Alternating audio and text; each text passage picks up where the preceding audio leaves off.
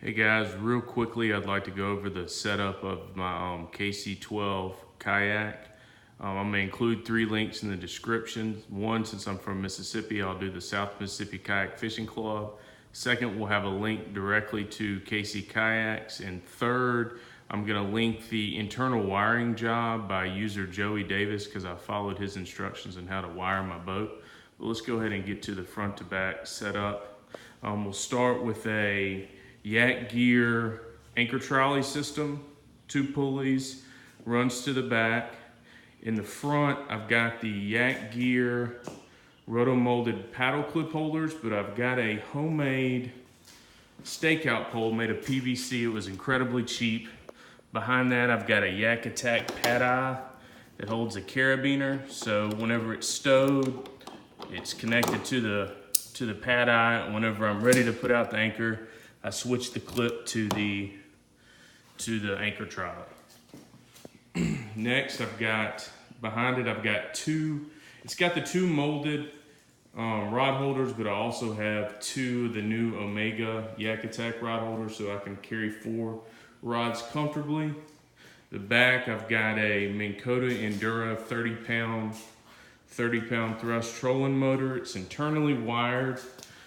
The plug is right here in the back, and the link will show Joey Davis's job, and that's whose instructions I followed. One thing that I would like to note is if you do mount right here, you want to stay back as far as possible because there's another layer under there, and it was very tight with me being able to fit that. If I would have came down any further to make sure it was flush, I could have ran into some issues.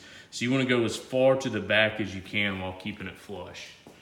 It's got the VLock mount for the trolling motor, so it can clip on really easy and off. And if I was ever fishing something where I didn't want to use the trolling motor, it comes off in 2 seconds.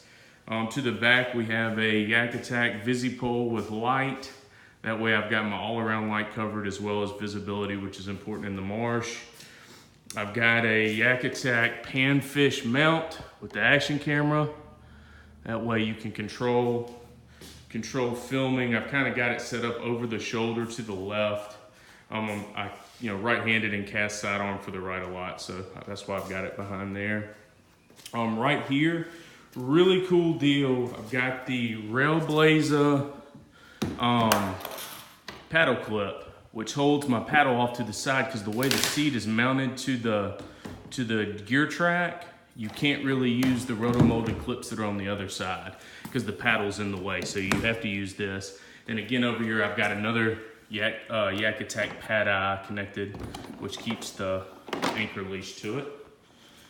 The front goes, the internal wiring comes out right here, and I run that to a battery box, which you don't have to do that. It's a little bit overkill, but the cool thing about the box is the tester gauge, so I can test how much juice my battery has left. And that's basically it. I do have the upgraded KC seat from the angler package that can be removed, but that's really about it. I know these videos, seeing how other people set their kayaks up, helped me out a lot early on, so I wanted to post one for myself. Smooth seas and tight lines. Thanks, y'all.